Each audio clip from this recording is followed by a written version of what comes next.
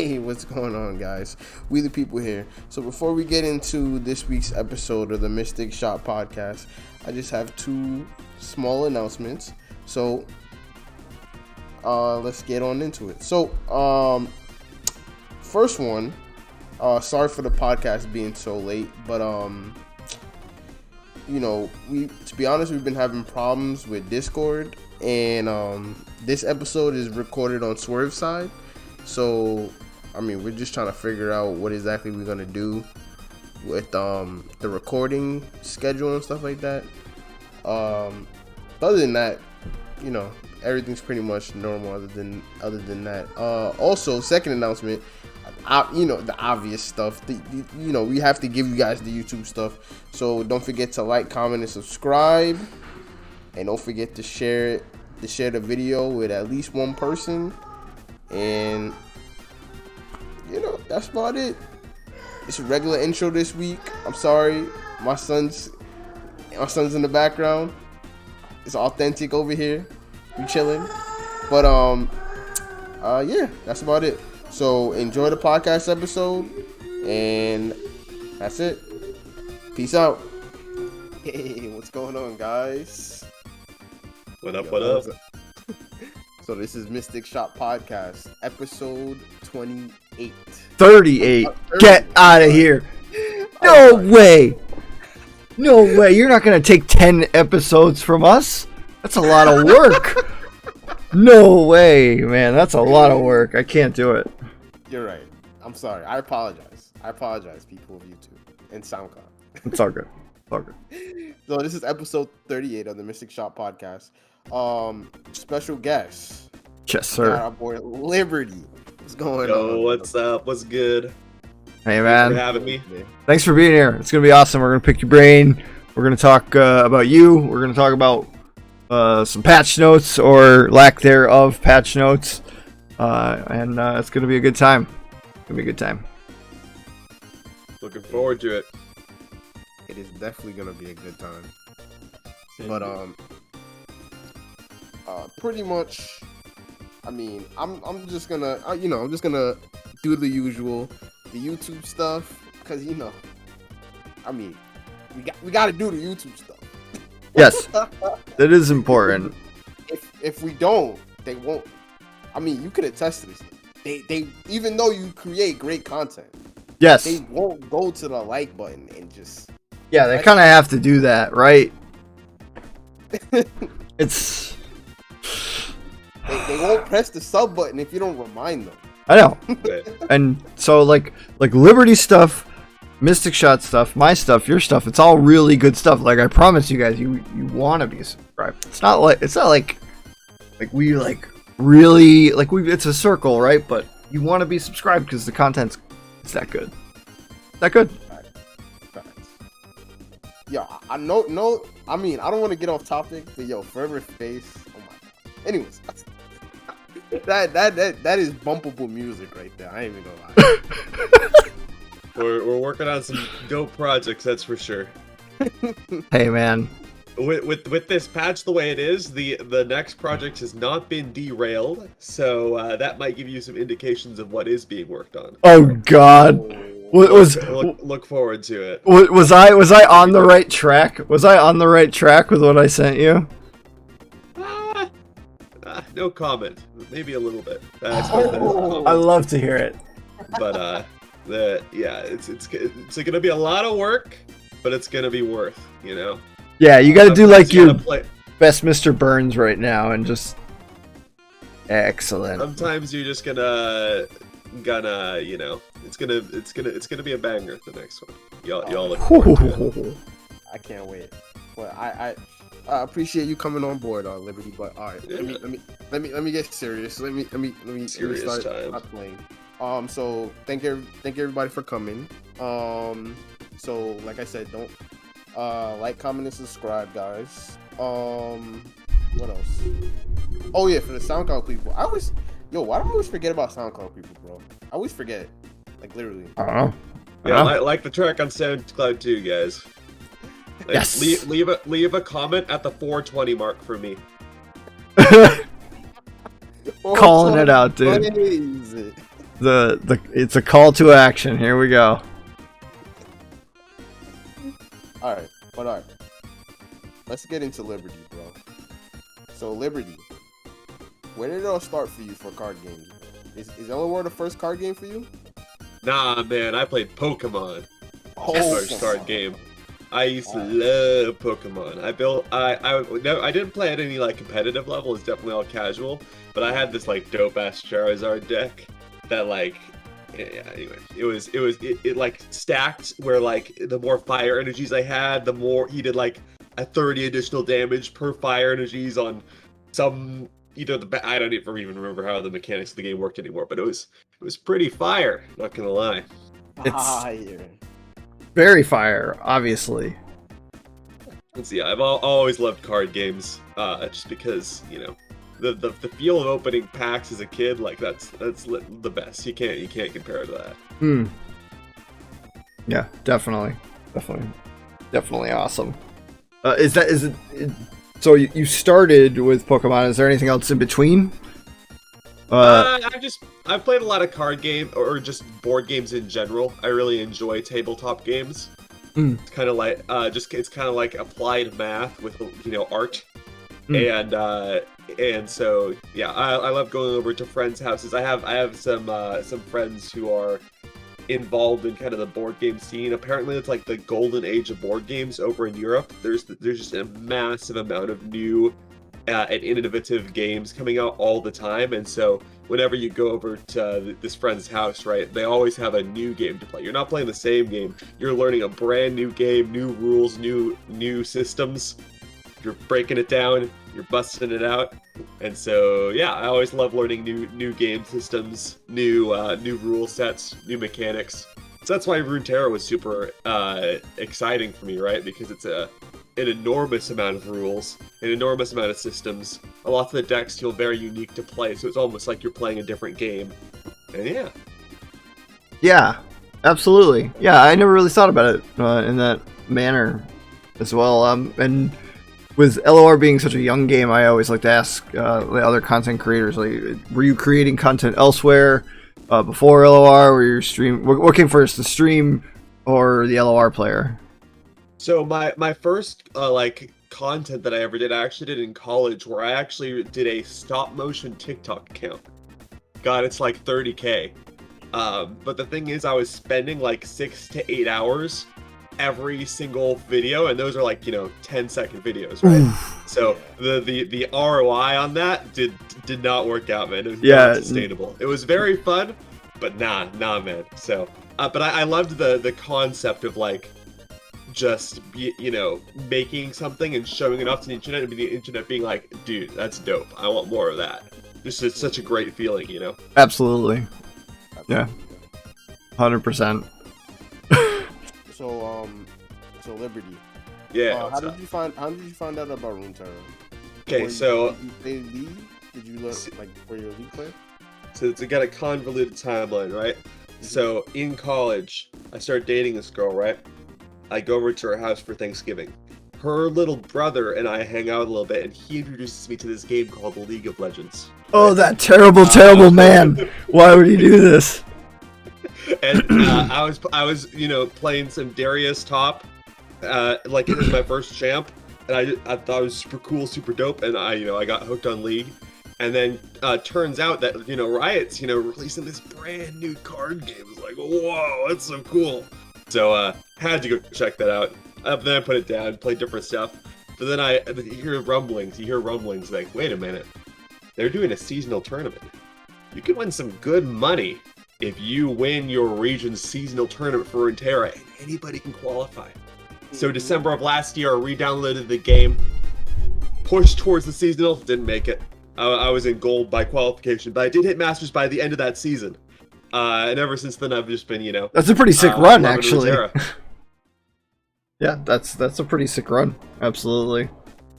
So you would say that, are you more lean towards like just creating now or competing now? Is it like 55-45, 60-40? Is it right now? I'd say I'm more of a creative in this space, especially given the fact that I'm spending my time writing songs for the game.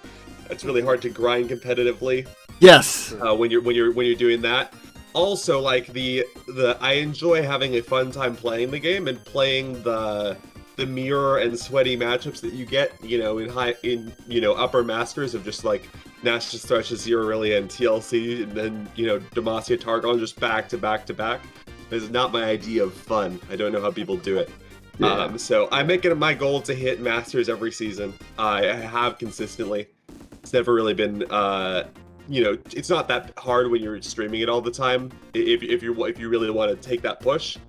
But the main focus is definitely for fun content, reviewing the meta decks, but not like grinding the hell out of them, and then working on the songs. Yeah, which is awesome. It's a nice relief. Like, it's a lot like how Optima puts it, where there's always a reason to be, super serious about the game. It's nice that you guys give us something to not be so serious about and have fun. There is a beautiful game. It's lots of fun card interactions, great art, great sounds. It's a shame that when you get to a high enough level, it just becomes math and RNG. That's the whole game. Mm. You got to retain some of the flair, because there's a lot of it. Oh yes, A lot of it all yes, over. yes. Okay. It's definitely awesome. All right, serious question then. So, Liberty, Yeah. what's your favorite emote? Favorite emo? That is a good question. It's a very good question.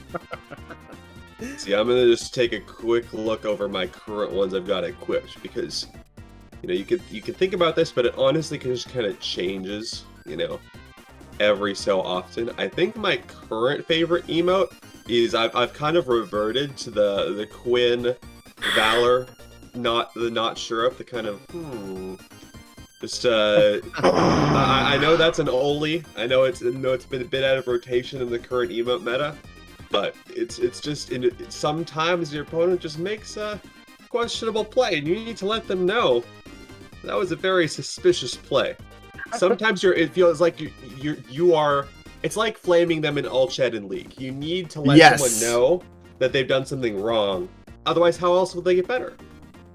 Yeah, it's like putting a question mark in all chat. Like, yeah, exactly, bro. Huh? It's part of my job as an educator to let my opponent know that they've backed up. Yeah, I can agree with the logic of that, but I completely disagree with the viability that that's the best emote. Because it's not. It's not. Let's see. Let's take a look at the notes here. Favorite, not best, favorite. Okay. All right. The man did it. He finally did it. He cracked the code.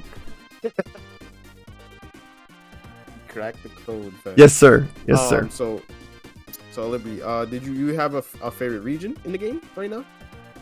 Yeah. So I did like a tier list of regions, and I don't actually remember what I decided on. Let's take a look. I know my least favorite region is Targon, because screw healing. Healing is good, but healing for your full health in a round is not okay. That's straight up cheating. Targon anyway. I mean, another reason why we're not playing the Demacia Targon matchups at a high level. I don't want to play against that. Okay, my favorite region currently is Noxus. Yeah, that's what I'm talking about. Let's go. I like Conquering. I like Overwhelm. I like Fearsome. I like their stuns. I like their burn. They've just got all the good parts. And you know what's best? No healing. I know some people complain about Noxus not having healing, but healing is a dumb thing. And I say that as someone who played Soraka Kench to Masters one season. Healing is dumb, and mostly Nexus healing. Screw Nexus healing. Even as a Soraka Kench player, screw that stuff. See, it's funny because that's what I'm playing right now. For Noxus. Yes. Noxus will. The thing is that, like with the Demacia Noxus debate, right? Because like you can be like different regions, but those two are like the two. So it's like saying you choose apples when we're talking about heads or tails, right? So with the Demacia Noxus debate, the Demacians are actual Nazis, so you obviously can't pick them. And Noxus is for equality for all. So do you want to be a Nazi or do you want equality? That's the question. And so Noxus for Noxus. Yeah, I actually kind of believe that. You know, it's kind of like the Jedi versus the Sith, right? I was actually watching a video pretty recently about it and how like the Jedi were actually kind of the bad guys in that story, and it's, you know, Noxus is all about, you know, equality like you said, but it's like it's as strong and as good as you are at your craft. Like that's how revered and respected you are there. So yeah. Everybody can find a place in Noxus. Everyone is equal. Everybody has the opportunity to rise in glory through the legions. Right, man. Yeah. Noxus, baby. Noxus. For Noxus. For Noxus. Noxus has no healing. Yeah, it's great. Hey, Liberty, you want to duo later? Once Noxus takes over all of Runeterra, then there will finally be peace and prosperity. Yeah. Because there will be no more war, no more healing. It'll be great. Well, no. There is a card interaction between Maokai and Swain, where Maokai says he's not going to take over the Shadow Isles, and Swain responds saying, "Why would I want to?" It's actually really funny. Well, Swain can be, you know, on the Targonian Shuriman continent. Darius can go over and, you know, swim over to Noxus or to the Shadow Isles. For sure. And also Swain. Is it Swain or is it Vladimir? Never mind. Okay, I got confused. Dude, I got all night. Let's go. Vladimir is the one who has the interaction with Viego in the lore. So yeah. I was thinking Swain, but yeah. Where's Quasi? We're talking Noxus tonight, baby. Let's go. I don't know too much about the lore of Noxus, not gonna lie. I don't know enough about it. Well, you're gonna learn today. The specific lore that I'm talking about is that there is a continent, or at least an island system, that's not on the current map. It's somewhere out to the west, and that is where Vladimir comes from. Vladimir is actually very, very ancient, and so in the lore of like Runeterra and League, right? They've introduced this character of Viego, the kind of bringer of the harrowing and the ruined king. Yeah. The ruined king himself, and he is from that kingdom. That kingdom wasn't the Shadow Isles. They actually went to the Shadow Isles to like heal his wife or something, and then that didn't go over well, and so then like, you know, cursed magic and stuff. But they actually came from further west, and so that's the tie-in. So Vladimir is from that kingdom as well. So there's a potential world expansion in the future, and so that'll all be very interesting to see how that pans out. Yeah, I know it. Almost like a worldwide MMORPG, maybe even. I'm pretty sure. Wouldn't it be cool if a game like that was being made? I don't know. That doesn't sound realistic at all, actually. It's a big project. I don't know if Riot's up to it. Small indie company. Small indie company. Wow. Yeah. Small indie company. Only 200 years of game development experience. Not enough for an MMO. All right, guys. Let's get into the meat for today. Meat. Yeah. So Noxus being the best region wasn't the meat? That's the bread around here, I guess. Jeez. Yeah. Oh. That's the bread. That's the condiments. We gotta get into the meat. I'm actually calling Noxus bread. See here, okay, we gotta go back to Noxus, right? Because the thing is that like one of the best things for Noxus historically is that Noxus, you know, invaded Ionia and like fought against Aurelia. What other region do you guys know actively fought against the tyranny of Aurelia? Nobody. Only Noxus. Noxus stands with you against the horrors of the Aurelia meta. That's true. For Noxus. That's right. Why you brought up the lore? For the hand! Oh my goodness. I mean, he's not lying. I mean, that we all know. All that the is truth. confirmed. That is literally built in lore. So, guys, if you want to counter Aurelia, you know what to play. Swain. That's right, baby. You know it. I'm trolling. Don't listen to me. You came to the right place, man. This is the right spot for you. I'm a Swain main. Oh, love me some Jericho Swain. Right. all seriousness, let's get into the patch notes, guys. I mean, I know it's not that much. I know. Well, I don't know how. I don't think Liberty told me how he felt after the patch notes drop. You told me before, like you told me some things that you wanted to get hit, but you didn't tell me after. It's a fine patch. Okay, so the patch itself is fine. The bug fixes are horrific, and I'll get into that in a moment. But the patch itself is fine. So I don't have it pulled up in front of me, but I think I remember all the changes. So Talia got buffed, got 1/1 I believe, and Malphite has a reduced 2 cost on his level condition. Mm-hmm. The landmarks deck from Targon had the Targon Shurima landmarks deck has so much potential, like with all the hype around the Malphite release. Yeah. And it is absolute garbage. Malphite has one of the lowest win rates in the game of around 35% the last time I checked. And the main deck he was supposed to be built for, which is Talia Malphite landmarks. Yeah, it's really bad, yeah. So a double champion buff to that deck, I don't think it's going to make it, a good deck, but it might at least make it playable. So I heavily welcome that change. I think Malphite's kind of cracked now, dude. I think it has some potential. Malphite's still an ass to level, because the only real way you get 10 landmarks is by literally building an entire landmark deck, which is what people do, or by actually high rolling the 5-drop landmark, which is a huge tempo loss in some matchups. So yeah. I don't think it's the thing is that like he's for 7 mana he doesn't really provide all that much value. Like he's a decent body, but that's about it.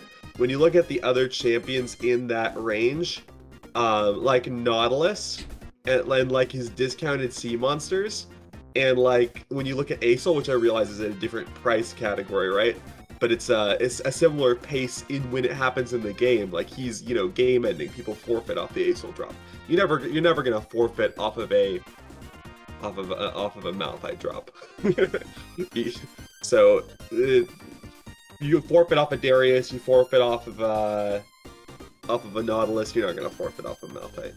That's why I'm thinking like maybe he'll be cracked, but I don't think so. He has the same problem of Lux. Just like his spell is super great, but it's just so hard to get. Yeah, I can agree with that. I think the biggest problem with Malphite is landmarks in this game are just such a hard tempo loss that it's just ridiculously it's hard to so. it's just really hard to make them good. And then the only card that me and Swerve were literally looking at the cards earlier. And it's Blighted Ravine's the only like proactive-ish landmark that you could play, and then you would have to take him out of Shurima for Malphite to be viable. Really, I just don't understand why they didn't give like his leveled up version Overwhelm or something. Like we were talking about it before. Like he's gonna stun everything when he has the attack. I know. So it shouldn't matter, so just give it to him. Screw it. Give him the Overwhelm. Why not? But they did give him Overwhelm by putting him in Targon, let's be real. Yeah, you can get it. Yeah, you can get it. I just think you should have it. There's lots of really easy ways to give it to him. Yeah, I think you should have it, though. Just cause. The main problem with the landmark decks is that every other deck that is slow, like landmarks, either has really great board wipes in terms of like a Damas or a Shadow Isles Freljord, like a Nivea lineup, or they have really great healing, which would be the case of like dragons, right? The problem with the landmarks is that they have really bad board control in terms of board wipes, and it also has really bad healing, which are the 2 ways you get into the mid to late game in Runeterra. You need one of the 2. Yeah. And so without that, unless we get like a landmark that provides an absurd amount of Nexus healing, which please don't make that, but like if we did, or we got a really great board control landmark that gave a lot of AoE, which is kind of what Zillion did with the time bombs, but you don't want to run Zillion in the list. I don't know. Until we get that for landmarks aren't going to be playable. Yeah, I kind of feel like there should be like a middle ground between the Grumpy Rock Bear and was it Ancient Prep, the 1-drop? Like they both can generate a unit. Like there should be like a 3-drop or something that does something similar to try to help maybe push that archetype through the mid game. Maybe we'll get that in next month's patch. Yeah, I'm thinking that's something that we could see soon. But the real culprit of the patch, right? No, wait. I love how we literally did not talk about Talia at all. Like it's just the thing is that Talia's stat line doesn't matter. Yeah, it's a placebo buff at best. I imagine that giving Talia Overwhelm would be a nice like thing, but the thing is that the one additional attack is not. It's just a little bit of extra value to the deck. Having her be a 5 cost 2/4 was already kind of an insult. Now she's just kind of at a normal power level. True. Yeah, Say that to Heimerdinger. She should have came out as a 3/5. Honestly, I don't know why she wasn't.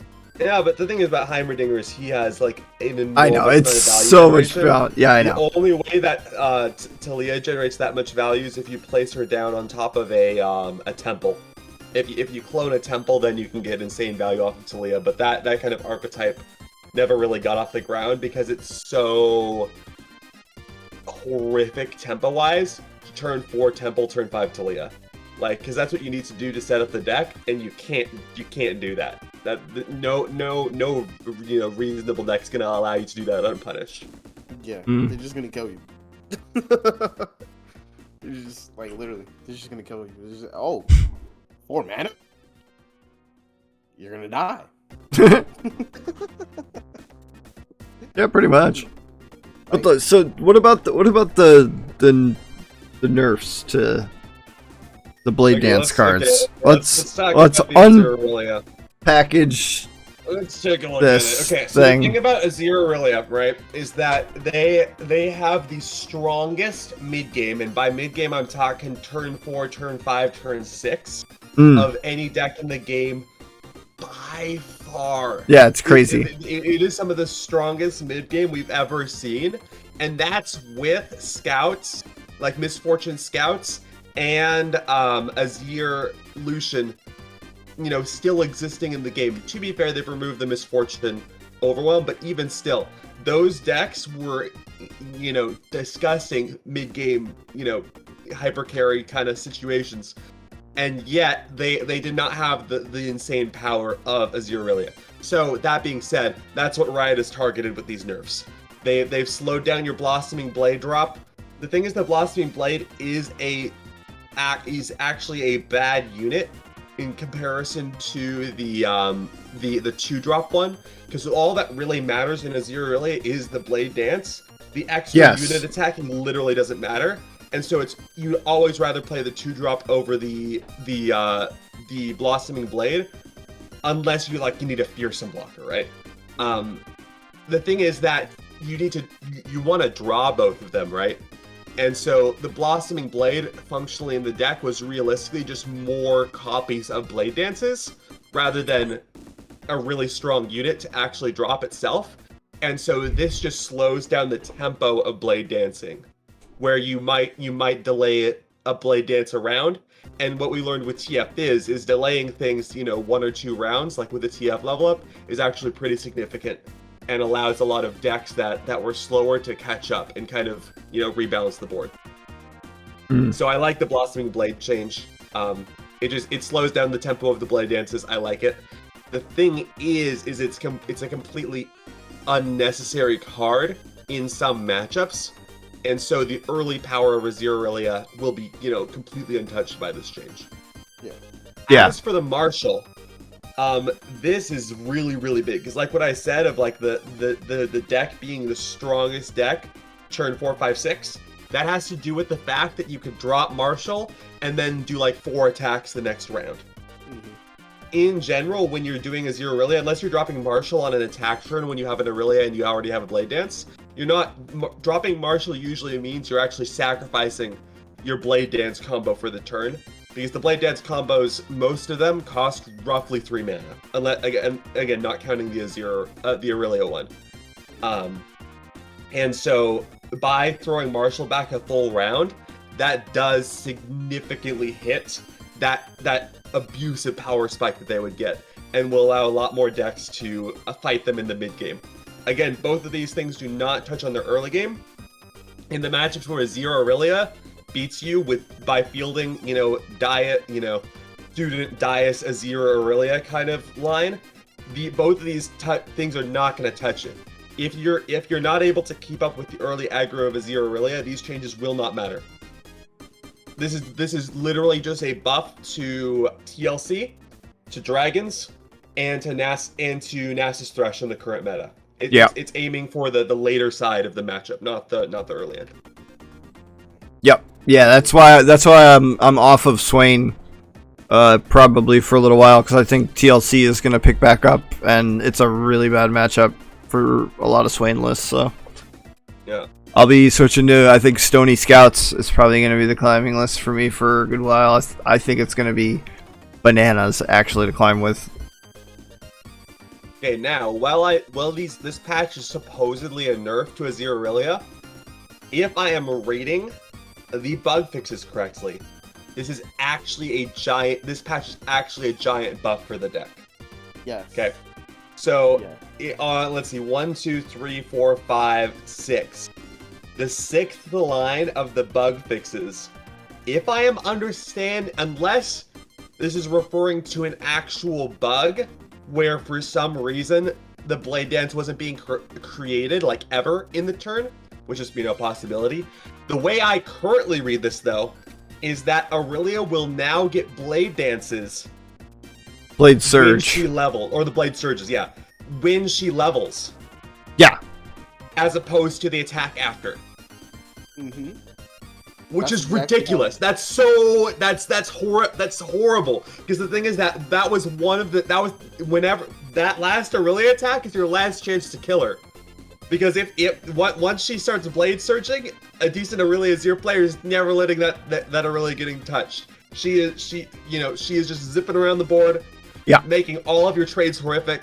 You get the double blade surge and you can swap basically whatever you want. Like it's a nightmare scenarios, right?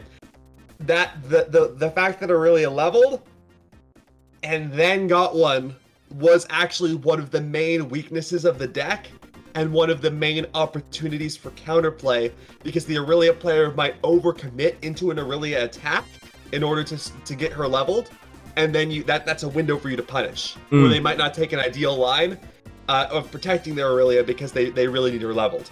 But now when you just level her, because the thing is that leveling Aurelia in Azir Aurelia is really not that hard. It's really not that hard. And if you get a Blade Surge, turn 4, it's kind of shenanigans. Like, that Aurelia is never dying. She's literally untouchable if she gets, I think that this patch is actually a buff to the deck. It's going to force the deck to build more aggressive early, because basically what they've done is they've nerfed the top end. So Aurelia Azir is going to actually build more aggro from my read, as opposed to kind of because they are an aggro deck, but they're like a slower aggro deck. They're a little bit more mid range. But this is that tilt Aurelia Azir towards the aggro build instead of the mid range build. And they buffed the aggro build by giving Aurelia her Blade Surge on the first level attack. Yeah. Yeah, what pisses me off is that there was never any indication that she should be getting it when she leveled up during the attack. There's no indicator that it says that, so was it really a bug? Did someone say that it's supposed to be happening? Were we aware of it? I had no idea. I think Riot just realized that the deck wasn't, totally dominating enough, since they had to actually buff her. Because everyone was complaining on Reddit and Twitter and being like, Riot doesn't do balance. And the Riot devs were like, fine. You guys, in our metrics, Azir Aurelia isn't winning dominantly. 52% is not a horrifically strong win rate, because as most master players know, you actually need like a roughly 60% win rate in masters to climb, because of the way that the LP changes work. Yeah, like with the win loss thing. So a 52% win rate is like a lot, but it's not like insane. But the player base was like, Azir Aurelia is, completely dominating. So I was like, okay, we're gonna make your words into reality. You guys want Azir Aurelia to dominate and have a disgusting win rate? Well, here you shall have it. It wasn't before, but you guys were all saying it was. So now we're gonna make it so by giving Aurelia a sticking place until the first. All the more reason to not be grinding up at the top of Masters right now. Yeah, I couldn't do it this season. No, definitely not. Not even close. Nah, it is pretty crazy, honestly, that the bug fixes had more. Yeah. See, the thing is, reading her card, it doesn't. She shouldn't get the blade search on the first attack because her level up is 12 allies have attacked, which means the attack has already gone through, which is how it works. And then her text reads, when allies attack, create a blade search.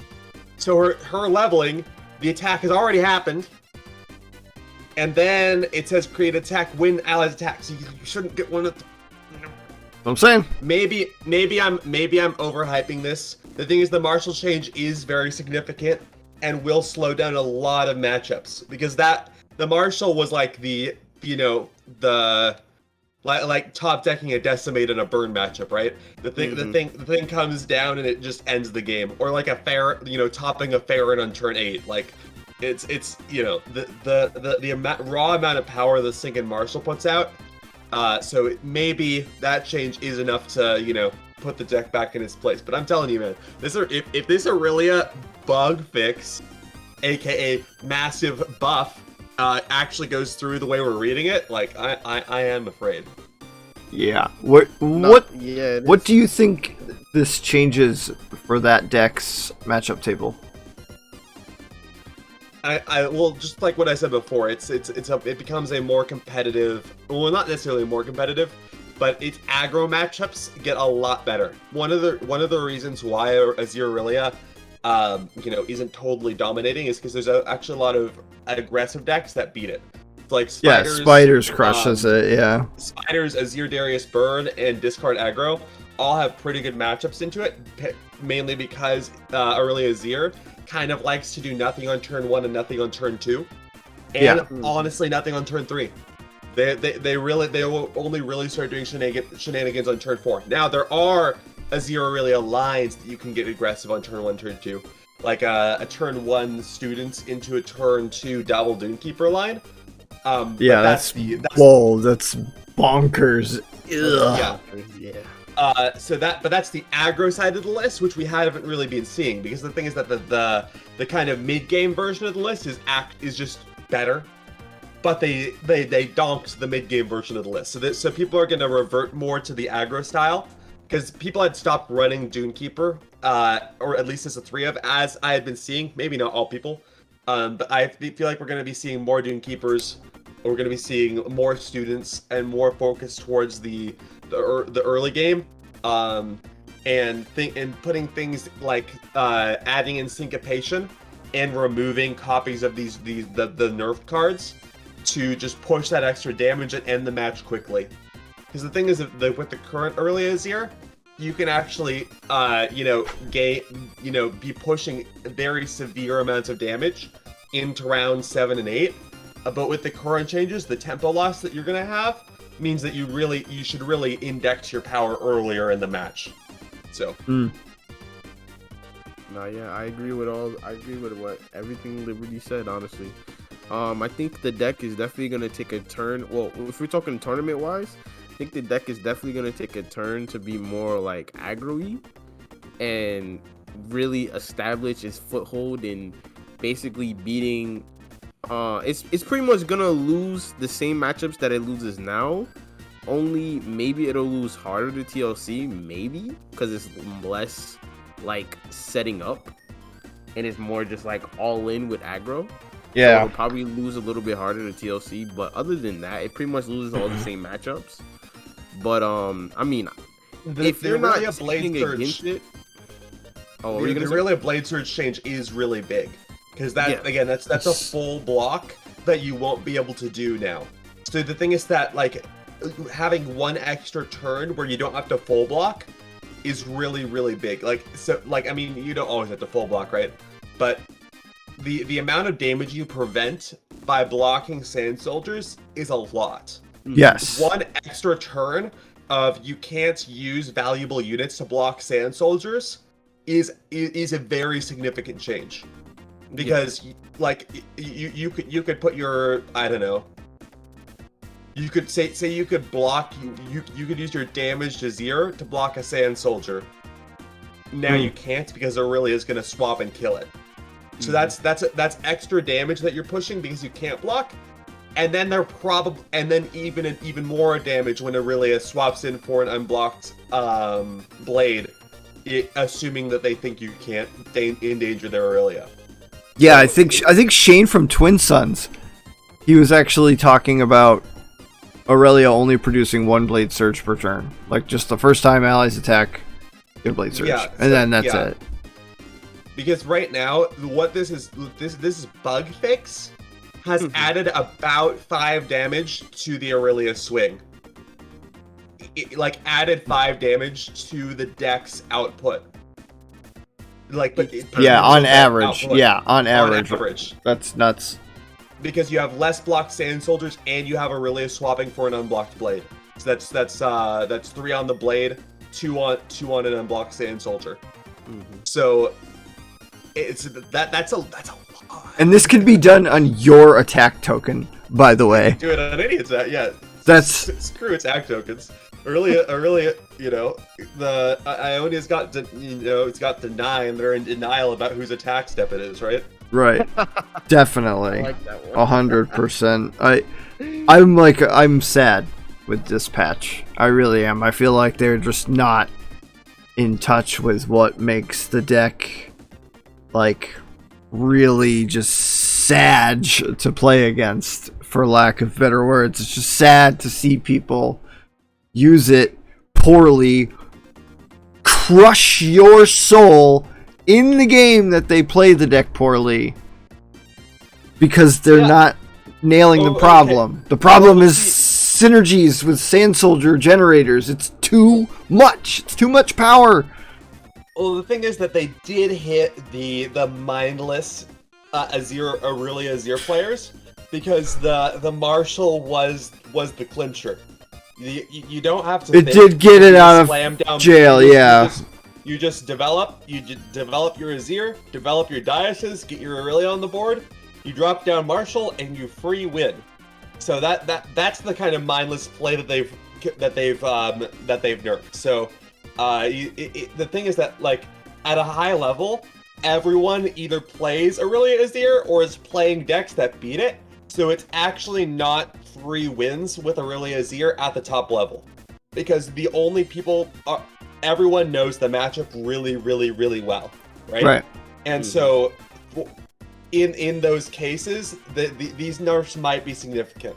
Hopefully, the Aurelia Blade Surge bug fix was an actual bug where for some reason Aurelia wasn't getting any Blade Surges the turn she leveled. Like there was some interaction that was actually bugging the card.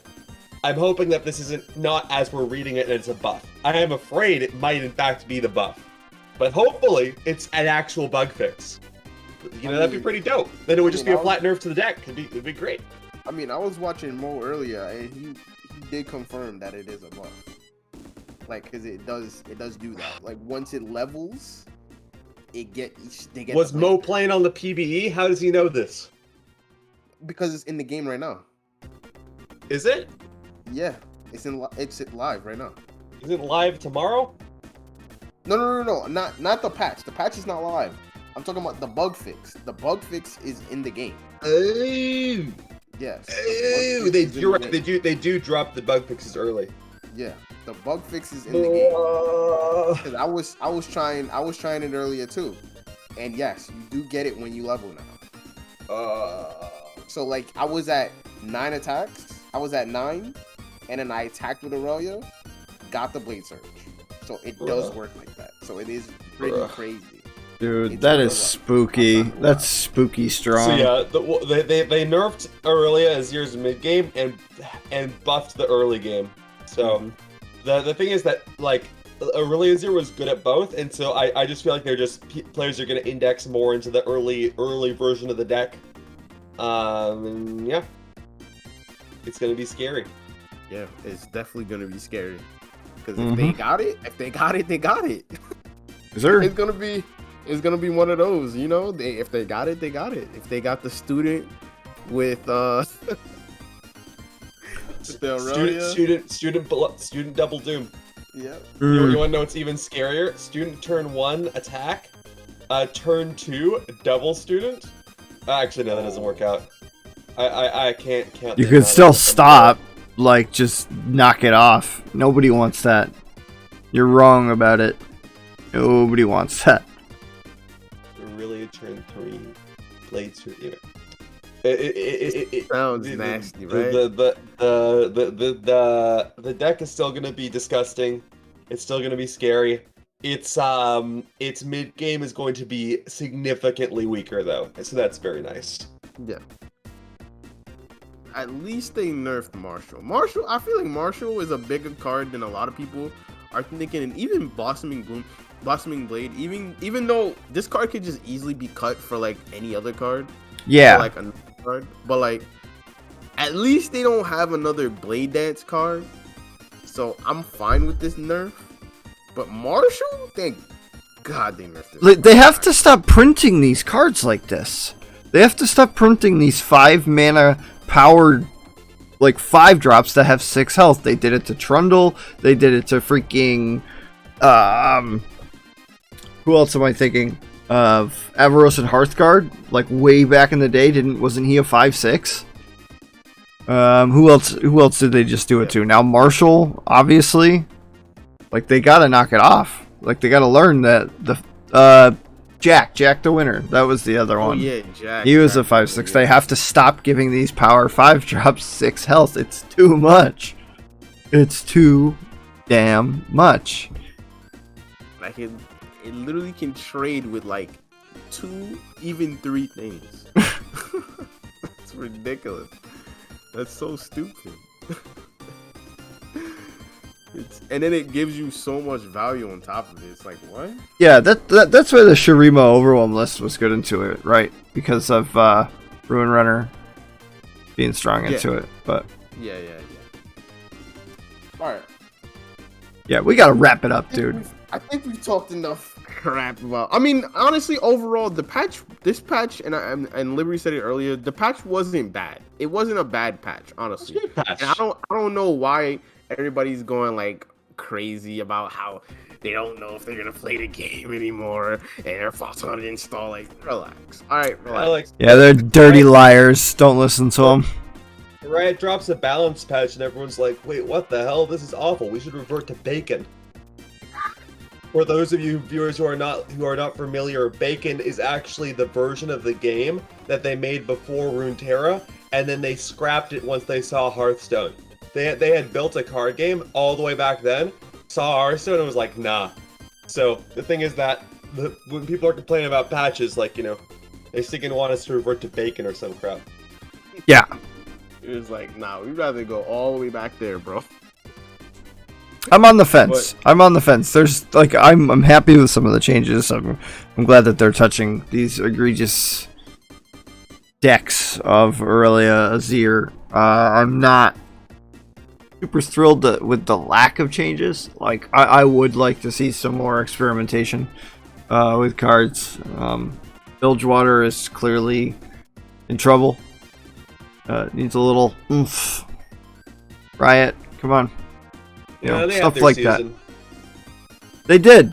They did. I mean, Twisted Fate was nuts for a long time, actually. A very long time.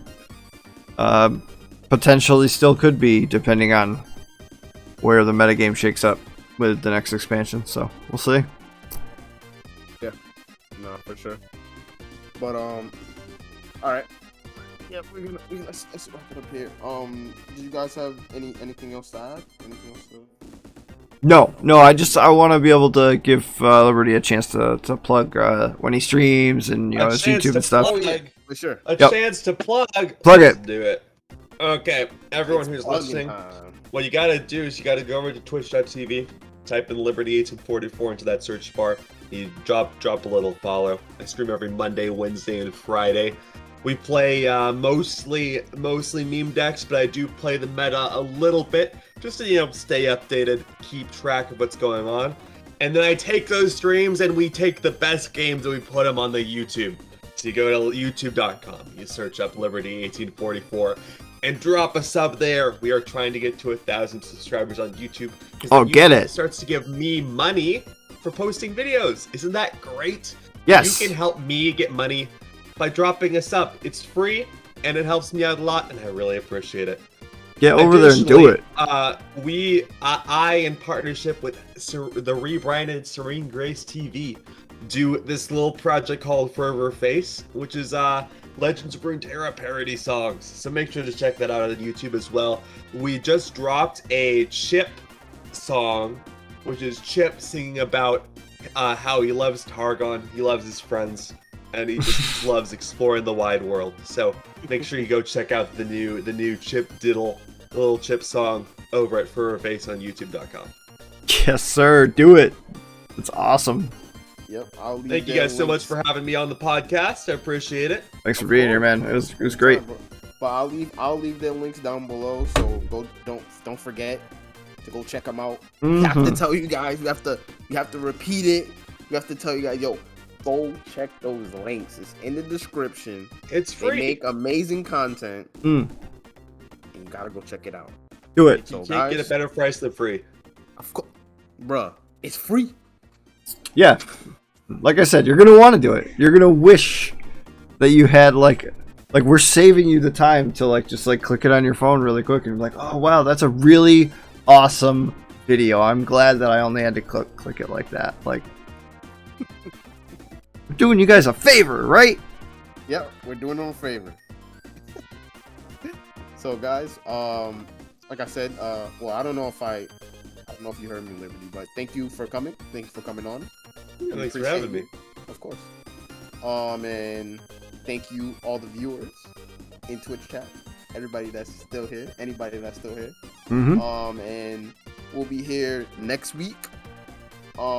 Same time, same place, Tuesday. We get together at 9, but we usually do not start till 9:30. Doughy Nut is like, I'm here. Don't forget about me. But we'll be here next week. Did I have anything else to add? No, that's it. That's it, man. That's it. YouTube folks, gotta like, comment, and subscribe. Liberty, it was awesome to have you here. Links down below. Do all the stuff you're gonna want to. All right, I'm done. Peace. All right.